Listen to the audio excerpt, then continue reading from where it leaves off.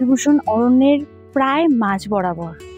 একদিকে অরণ্য আর একদিকে ইছামতি নদী।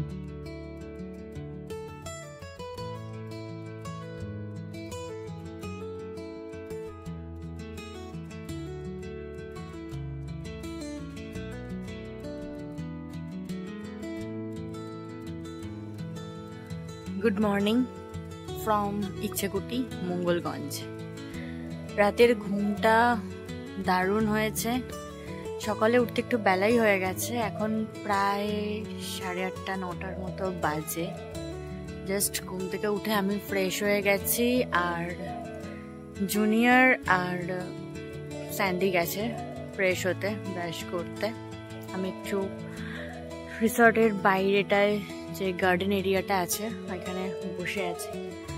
অপূর্ব লাগছে, একটা পাখির আওয়াজ কিচিরমিচির শোনা যাচ্ছে। বেশ শান্ত শান্ত একদম নিরিবিলি একটা পরিবেশে এরকম একটা সকাল সমস্ত ক্লান্তিকে মুছে দেওয়ার জন্য একদম পারফেক্ট। আর এরপর একটু ইচ্ছা আছে ইচ্ছামতি নদীর ধারটায় আরেকবার যাওয়ার, একটু ঘুরে আসার। যাব আমরা সেখানে। আর এই যে দেখুন জুনিয়র চলে এসেছে। মাম ব্রাশ হয়ে গেছে? Good morning. কোথায় যাচ্ছ? পাখি ডাকছে, শুনতে পাচ্ছ?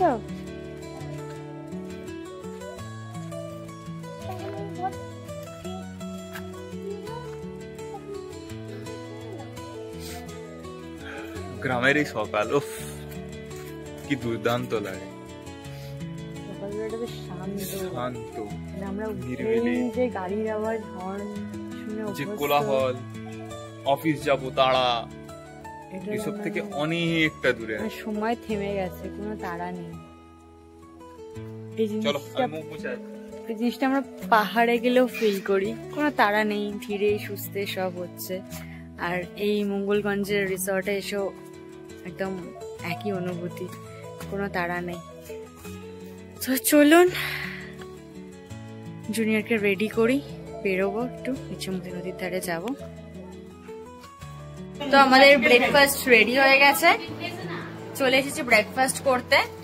এখানে আমাদের দিয়েছে লুচি, আলুর তরকারি, মিষ্টি আর ডিম। তো চলুন ব্রেকফাস্টটা করে নিই। এরপরে আমরা যাব বিভূতিভূষণ অভয়ারণ্য, জঙ্গলটা একটু ঘুরে দেখাবো আপনাদের। অবশ্যই সঙ্গে থাকবেন। বেশি কথা না বলে জুনিয়রের খিদে পেয়েছে, ব্রেকফাস্টটা করে নিই। আমরা ব্রেকফাস্ট শেষ করেই বেরিয়ে পড়লাম সাইট সিনের জন্য। আগেই বলেছিলাম আমাদের যাওয়ার ইচ্ছে ছিল বিভূতিভূষণ অভয়ারণ্যে।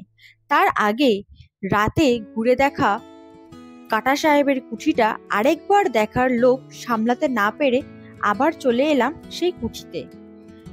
এখন কিছু লোকজন এখানে দেখতে পেলাম। স্থানীয়দের মুখেই জানতে পারলাম এটি শুধুমাত্র নীলকুঠি নয়, তারও আগে এটি ছিল একটা রাজবাড়ি। রাজা লক্ষণচন্দ্র আশের শাসন কেন্দ্র ছিল এই বাড়িটি, এবং এই রাজা লক্ষণচন্দ্র আশের বাবার নাম মঙ্গলচন্দ্র আশের নামেই নাকি এই এলাকার নাম হয়েছে মঙ্গলগঞ্জ। এই ইতিহাসটা আমার জানা ছিল না, আপনাদের কার কার জানা ছিল অবশ্যই কমেন্টে জানাবেন। এবং তারপরে এটি পরিবর্তিত হয় নীলকুঠিতে। সম্ভবত 1800 দশকের দিকে নীলকুঠি স্থাপন হয়েছিল। ফরাসি বণিক লুইস বোনার্ড 1777 সালে হুগলির কাছের তালডাঙ্গা ও গোয়ালপাড়ায় এই নীল চাষ শুরু করেন বলে জানা যায়। পরবর্তীতে তা ছড়িয়ে পড়েছিল বাংলার বিভিন্ন অংশে, ঠিক তেমন ভাবে ছড়িয়ে পড়েছিল মঙ্গলগঞ্জে, এবং মঙ্গলগঞ্জের এই নীলকুঠি সেই সময় হয়ে উঠেছিল নীলকরদের কার্যক্রমের কেন্দ্র। এরপর কেটে গেছে অনেকগুলি বছর। 1830 সালে একটি আইনের মাধ্যমে নীলকররা চাষিদেরকে খাদ্যশস্যের পরিবর্তে নীল চাষ করতে বাধ্য করে, এবং নীল চাষিরা ক্ষিপ্ত হয়ে ওঠে। ফলে তাদের মধ্যে দেখা দেয় অসন্তোষ, যা পরবর্তীতে সূচনা করেছিল নীল বিদ্রোহের। যা আমরা ইতিহাসের বইতে সবাই পড়েছি। সেই সময় চাষিরা অত্যাচার সহ্য করতে না পেরে ক্ষিপ্ত হয়ে উঠে এই কুঠিতেই নাকি এক নীলকর সাহেবের গলা কেটে দিয়েছিল। সেই গল্প তো আগের দিন রাতেই আপনাদেরকে বলেছি এবং স্থানীয়দের মুখেও এই একই গল্প শুনলাম। আর সেই থেকেই এই কুঠির নাম হয়েছে কাটা সাহেবের কুঠি। এরপর তো 1862 সালে নীল কমিশনের সুপারিশে নীল চাষের উপর এক আইন পাশ হয়, যা নীল বিদ্রোহের অবসান ঘটায়। কিন্তু নীল বিদ্রোহের অবসান ঘটলেও ঘটেনি অবসান এই কুঠির। সেই ইতিহাসকে বুকে করে আজও দাঁড়িয়ে রয়েছে মঙ্গলগঞ্জের এই নীলকুঠি। জানা যায় মোট 17টির মতো নীলকুঠি ছিল অবিভক্ত বাংলায়, যার কিছু এখন রয়েছে বাংলাদেশে, যেমন আমঝুপি নীলকুঠি, যা এখন বাংলাদেশে রয়েছে। স্থানীয়দের কাছ থেকে আরো জানতে পারলাম এই মঙ্গলগঞ্জের পাশেই রয়েছে মোল্লাহাটি বলে আরেকটি গ্রাম, এবং সেই মোল্লাহাটিতেই রয়েছে আরেকটি নীলকুঠি, যে নীলকুঠিটি এর থেকেও বড়, এবং সেখানে নাকি আজও নীল গাছ রয়েছে, যা সেই কুঠিতে গেলে দেখতে পাওয়া যায়। আপনারা এলে অবশ্যই সেখানে একবার ঘুরে আসবেন। দিনের আলোতেও এই নীলকুঠিটি কিন্তু একটা ভয়ের পরিবেশ সৃষ্টি করছে। কেমন একটা যেন থমথমে ভাব, চারিদিক যেন নিস্তব্ধতায় ঢেকে রয়েছে, কেমন একটা গা ছমছমে শিরশিরানি কাজ করছে।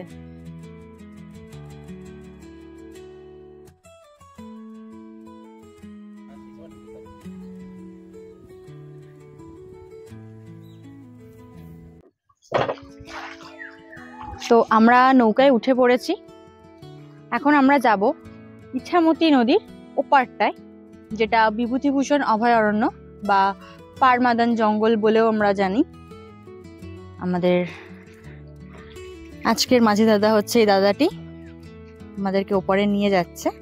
আর এই হচ্ছে ইছামতি নদী, যাচ্ছি আমরা ওপারে। তো চলুন জঙ্গলের দিকে যাওয়া যাক। দিনের আলোয় কিন্তু ইছামতি নদী আর পাশের এই জঙ্গলকে আরো মায়াবী লাগছে।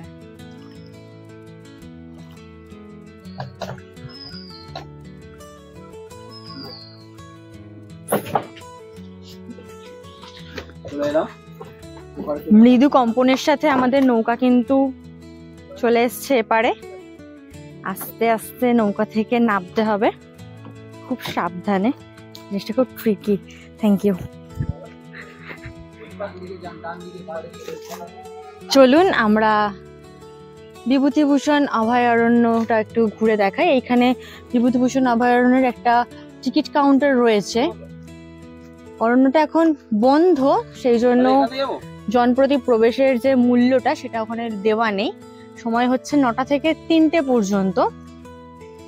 আপাতত জঙ্গল বন্ধ থাকার কারণে এখানে প্রবেশ মূল্যটি দেওয়া নেই। তো চলুন আমরা জঙ্গলের আশপাশটা একটু আপনাদেরকে ঘুরে দেখাই।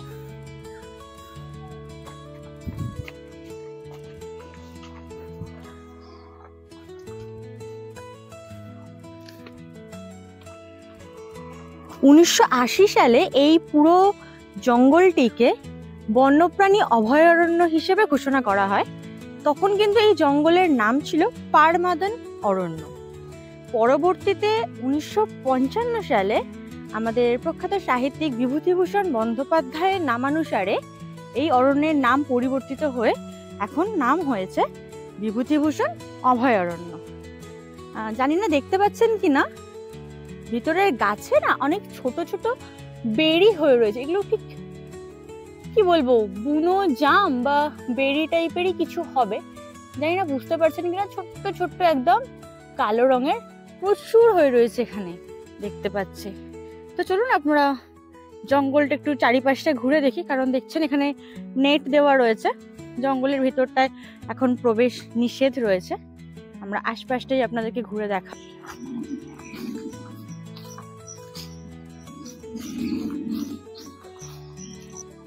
আমি জুম করে দেখানোর চেষ্টা করছি। এই দেখো, এই দেখো হরিণটা কি সুন্দরভাবে ঘুরছে। দুটো হরিণ আছে সম্ভবত। বিভূতিভূষণ অরণ্যের প্রায় মাঝ বরাবর একদিকে অরণ্য আর একদিকে ইছামতি নদী, আর চারিপাশে বিশাল বড় বড় বহু পুরানো গাছ। গাছগুলো দেখলেই বোঝা যায় এই গাছগুলোর বয়স অনেক, বহু পুরানো। বেশ রোমাঞ্চকর একটা অনুভূতি হচ্ছে। আশপাশে জঙ্গলে অনেক হরিণ রয়েছে, কিন্তু আমাদের পায়ের আওয়াজেই না ওরা ছুটে পালাচ্ছে। চেষ্টা করব আপনাদেরকে দেখানোর, তবে দেখাতে যদি নাও পারি আপনারা নিজেরা এসে একবার এই অনুভূতি পরখ করে যাবেন। মানে অসাধারণ লাগবে, আলাদাই একটা অ্যাডভেঞ্চারাস ফিলিংস। তো আমি বলবো সবাইকেই একবার অন্তত মঙ্গলগঞ্জের এই পারমাদন অরণ্য বা বিভূতিভূষণ অভয়ারণ্যে একটা দিন ঘুরে যান।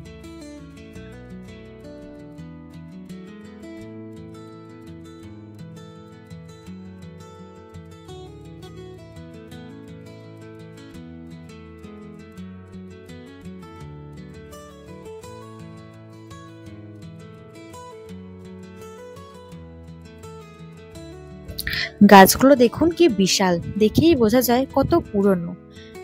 জঙ্গলে অনেক নাম না জানা ফুল এবং কিছু নাম না জানা পতঙ্গ দেখতে পেলাম আমরা। আরেকটা জিনিস বলে রাখি, যারা বর্ষাকালে আসবেন জঙ্গল ঘুরতে তারা একটু পা ঢাকা জুতো অথবা মোজা ব্যবহার করবেন, কারণ এখানে প্রচুর জোঁক রয়েছে, এই দেখুন, তাই জোঁকের থেকে একটু সাবধান।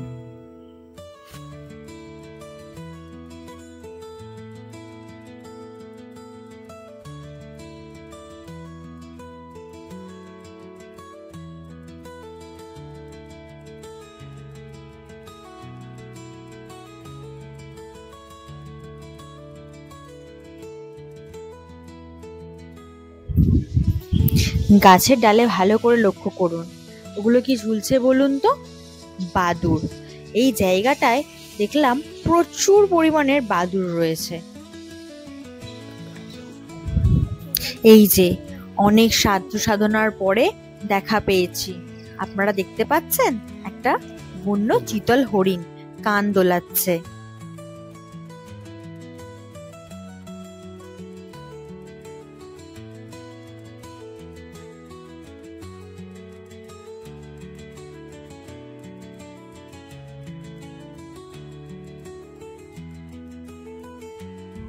এই বিভূতিভূষণ অভয়ারণ্যে কিন্তু প্রচুর বিরল প্রজাতির পাখিও রয়েছে। একটু চোখ কান খোলা রাখলেই কিন্তু আপনারা দেখা পেতে পারেন সেই সব পাখিদের।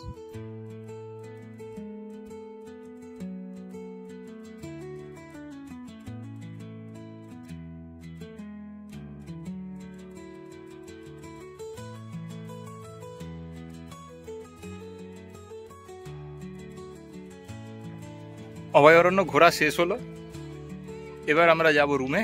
রুম থেকে গিয়ে আমাদের সবকিছু লাগেজ প্যাকিং করে বাড়ির দিকে রওনা দেব। টাটা। বেরোবার সময় আবার বাকিটা ব্লগ করছি। বনগাঁর কাছে বারাকপুর গ্রামে এই ইছামতি নদীর ধারেই কিন্তু রয়েছে বিভূতিভূষণ বন্দ্যোপাধ্যায়ের পৈতৃক বাড়ি, এবং জানা যায় সেই বাড়িতে বসেই তিনি ইছামতির ধারে বসে লিখেছিলেন ইছামতির উপন্যাস। তো আমাদের রিসোর্ট থেকে এখন চেক আউটের সময় হয়ে গেছে, আমরা লাগেজ প্যাক করে নিয়েছি। এখন আমরা যাব এখান থেকে স্টেশন। আমাদের দাদা চলে এসছে অটো নিয়ে। একটা দিন কলকাতা থেকে দূরে শান্ত নিরিবিলি পরিবেশে কাটালাম, ভীষণই ভালো লাগলো। আর এখানে আসলে আপনারা দেখতে পাবেন ঐতিহাসিক নীলকুঠি বা কাটা সাহেবের কুঠি। এছাড়াও ইছামতি নদীতে আপনারা নৌকা বিহার করতে পারেন, কিছুটা সময় কাটাতে পারেন। এছাড়াও ইছামতি নদীর ঠিক ওপারেই রয়েছে বিভূতিভূষণ অভয়ারণ্য, সেটাকেও আপনারা ঘুরে দেখতে পারেন। মোট কথা, শহুরে কোলাহল থেকে একটা দিনের জন্য শান্ত নিরিবিলি পরিবেশে কাটাতে চাইলে একবার এসে ঘুরে যান মঙ্গলগঞ্জ। আর আমরা ছিলাম হচ্ছে ইচ্ছেকুঠি রিসর্টে। খুবই ভালো এনাদের ব্যবহার, খুবই পরিষ্কার পরিচ্ছন্ন ঘর, রুম, এবং খাওয়া দাওয়াও একদম ঠিকঠাক বাঙালি ছিমছাম ঘরোয়া রান্না, যেটা আমার খুব ভালো লেগেছে। চাইলে আমি এখানকার হোটেলের নাম্বার এবং ডিটেলস ভিডিওতে সবকিছু ভিডিওতে আমরা দিয়ে দেব, আপনারা চেক করে নিতে পারেন। এখানে এসে একদিন কাটিয়ে যেতেই পারে। আর ভিডিওটি অবশ্যই দেখবেন। খুবই কম খরচায় যদি ভালো করে যদি একটু শান্তিতে মানে কোলাহল থেকে দূরে থাকতে চান তাহলে এখানে আসুন, আপনাদের ভালো লাগবে। আর একটা জিনিস বলার, যে আমরা কলকাতা থেকে এখানে এসেছি, এসে যে এইভাবে থাকতে পেরেছি কম খরচের মধ্যে, আমাদের খুব ভালো লাগলো জায়গাটা। বাকিটা ঠিক। এখানকার যারা স্টাফ রয়েছে তাদের ব্যবহার নিয়ে কিছু বলার নেই, খুবই ভালো, আমার তো ভীষণ ভালো লেগেছে। আপনারাও আসুন, আশা করছি আপনাদের সেই রকমই একটা ভালো এক্সপিরিয়েন্স নিয়ে আপনারা ফিরতে পারবেন। আর চলুন তাহলে আমরা স্টেশনের দিকে যাই, তার আগে আপনাদেরকে একটা জিনিস দেখাবো, একটু এদিকে আসো।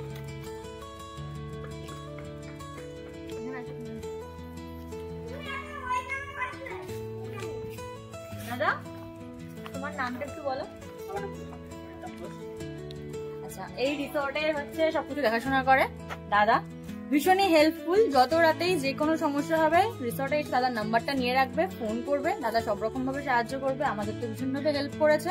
আর দাদা ব্যবহার নিয়ে তো কিছু বলারই নেই। আর বাকি রিসর্টের যা ডিটেলস রয়েছে আমি দিয়ে দেবো ডেসক্রিপশন বক্সে, অবশ্যই চেক করে নেবেন। যদি আসতে চান তো ফোন করে নেবেন। Thank you, tata. আমাদের দাদা স্টেশন থেকে আপনাদেরকে ইচ্ছেকুড়ি রিসর্টে নিয়ে আসবেন এবং এখান থেকে চাইলে বনগাঁ স্টেশনে নিয়েও যাবেন। আমাদের একটি দাদাই নিয়ে এসেছে, আর এখনো রানাঘাটও নিয়ে যায়। আর দাদা আমাদেরকে এখন নিয়ে যাবে বনগাঁ স্টেশনে। দাদা তোমার নাম? সুশোভন গাইন। আচ্ছা, আর তোমার কন্ট্যাক্ট করবে যে নাম্বারটা একটু বলে দাও। 7699274964।